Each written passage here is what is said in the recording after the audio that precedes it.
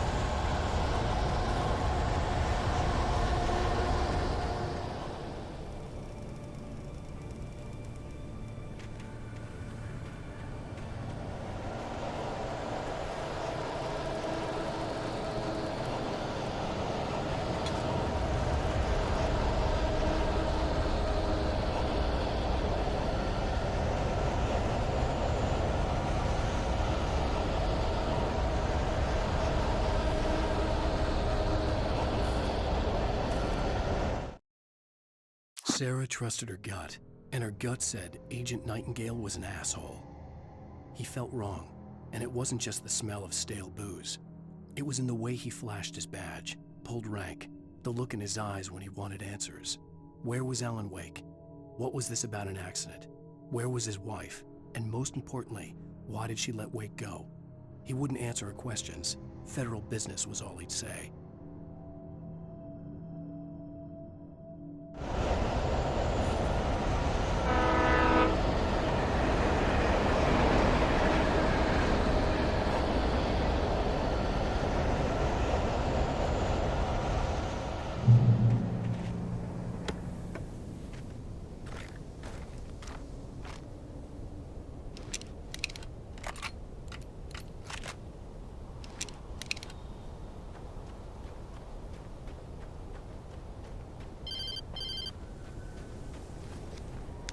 Hello?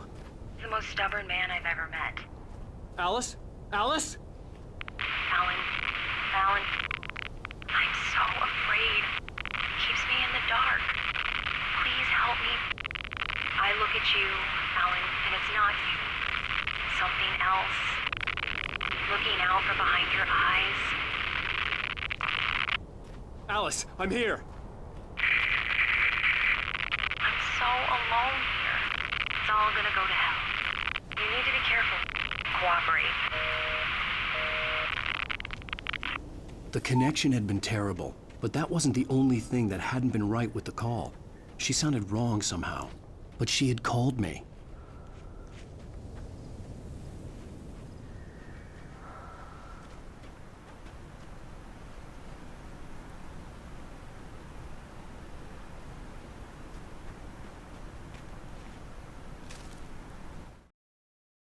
The pipe wrenched itself loose from the bridge's steel framework. Wrapped in darkness, it floated in midair, twitching. For a moment, I didn't understand what I was looking at. The heavy object lurched at me with impossible force. I threw myself out of the way, but just barely. When I turned my flashlight on it, it shook in a dark rage before it flew at me again.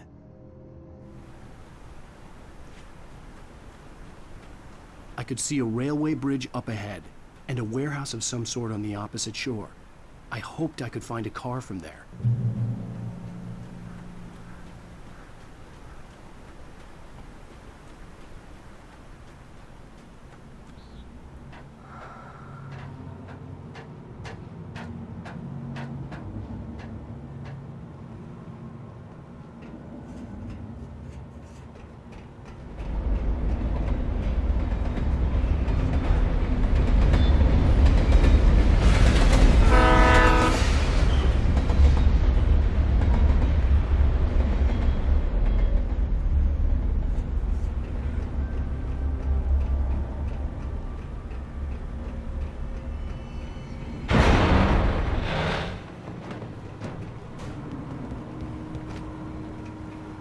The darkness that was pursuing me was growing stronger, and it was taking over everything in its path.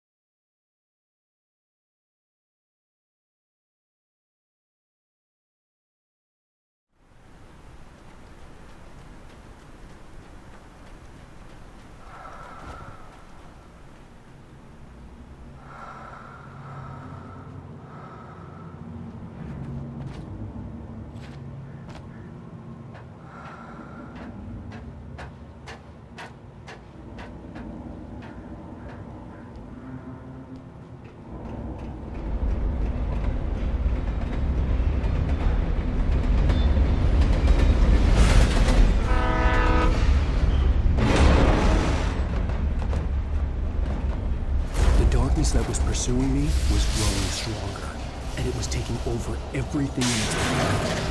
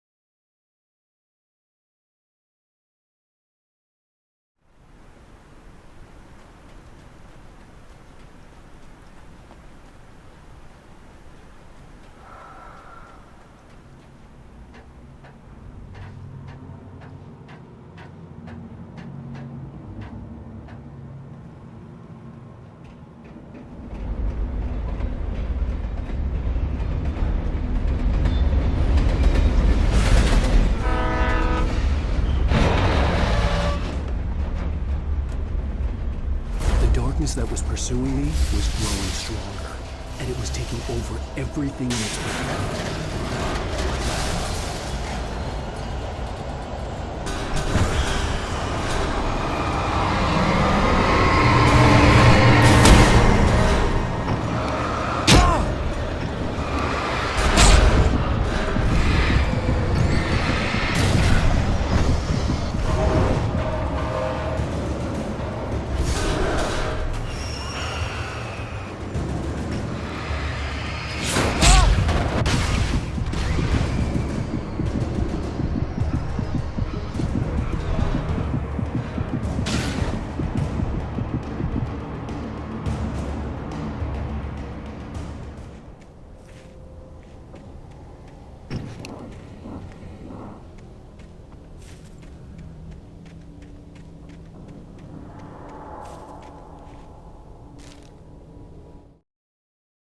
I slammed the door shut right in his smug face.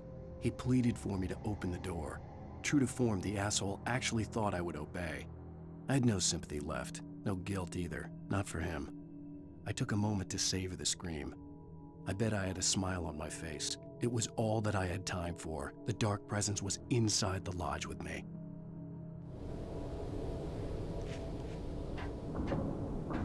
As a teenager, just starting to get interested in writing, Stephen King had been a source of inspiration to me.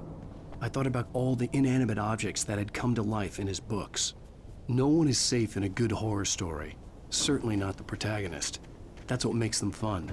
This was anything but. The darkness could possess anything, and it was getting closer.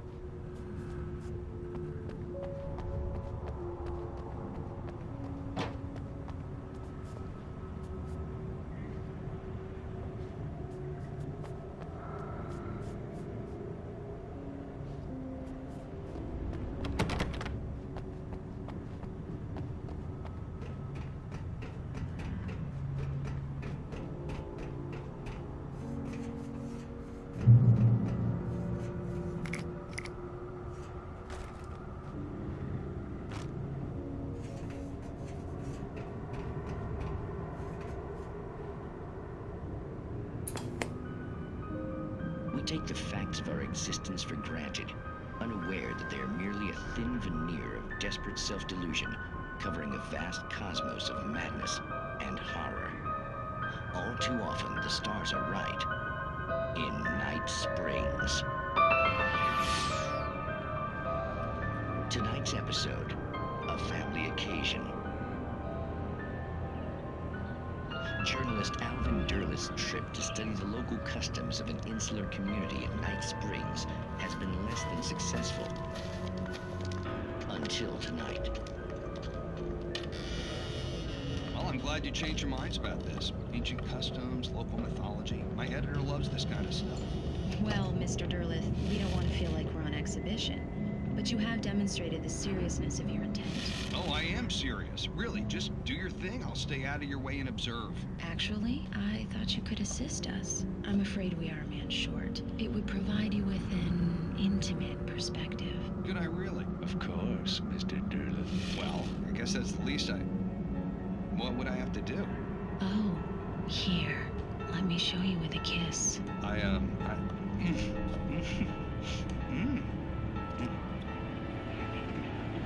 What did you add?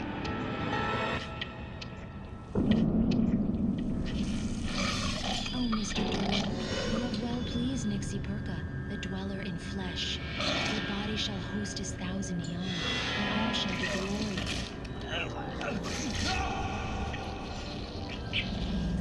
Shh, darling, be calm.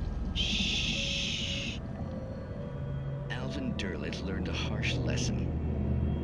If you go looking for mythology, it may come looking for you. And such quests always bear fruit.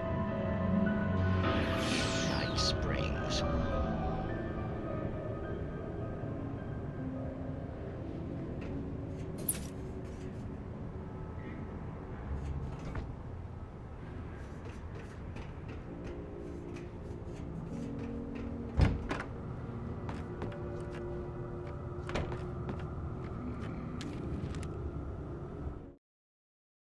The darkness surged towards me, sucking everything loose from the ground into its depths, tugging at my clothes.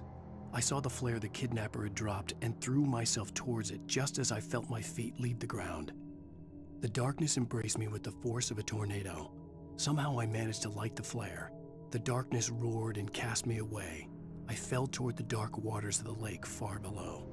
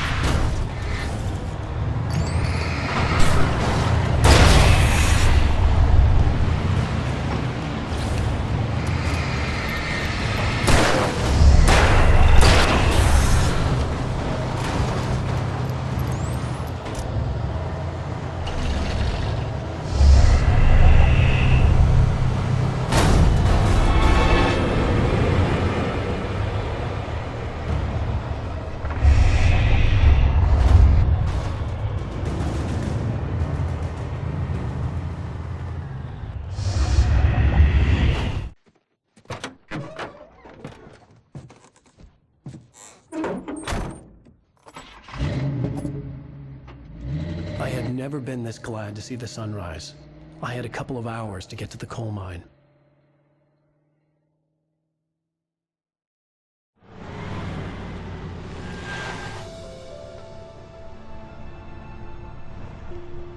The coal mine wasn't far now.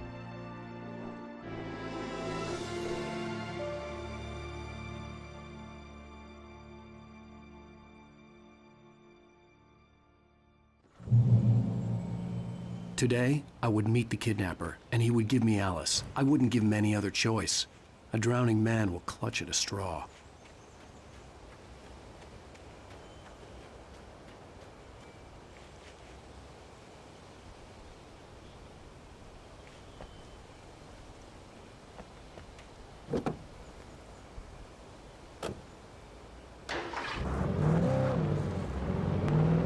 Little by little, without realizing it, I'd come to believe that the story in the manuscript was coming true.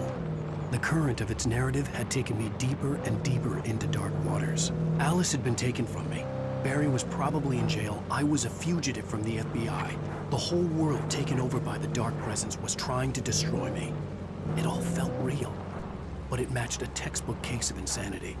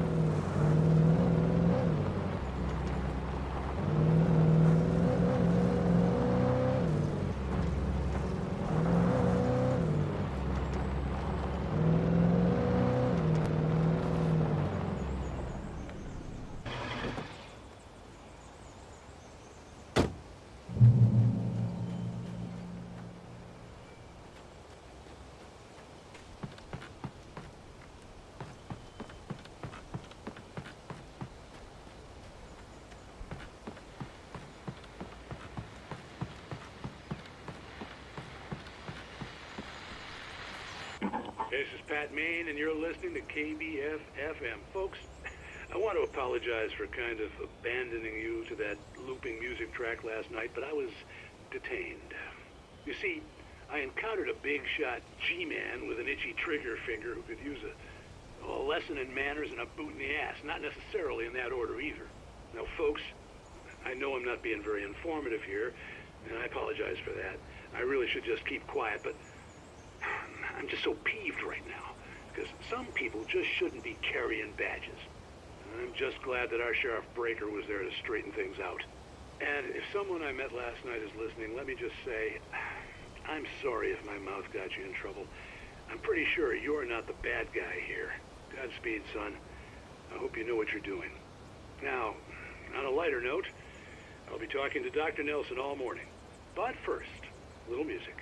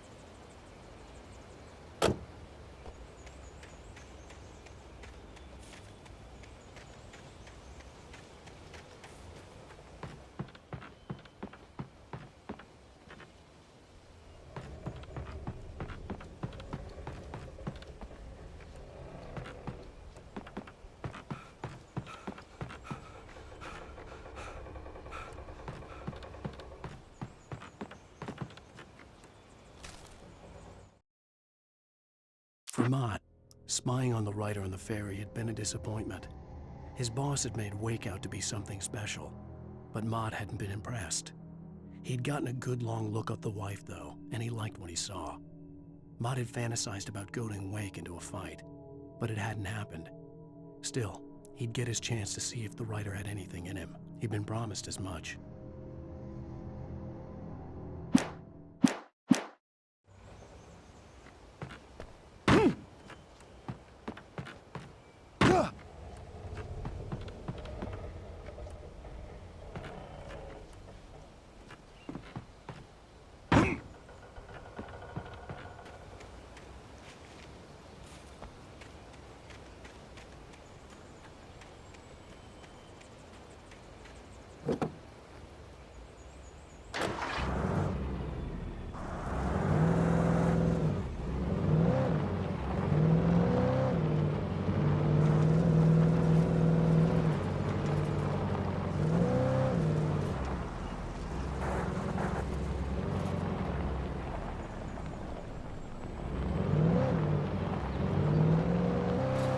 I was early.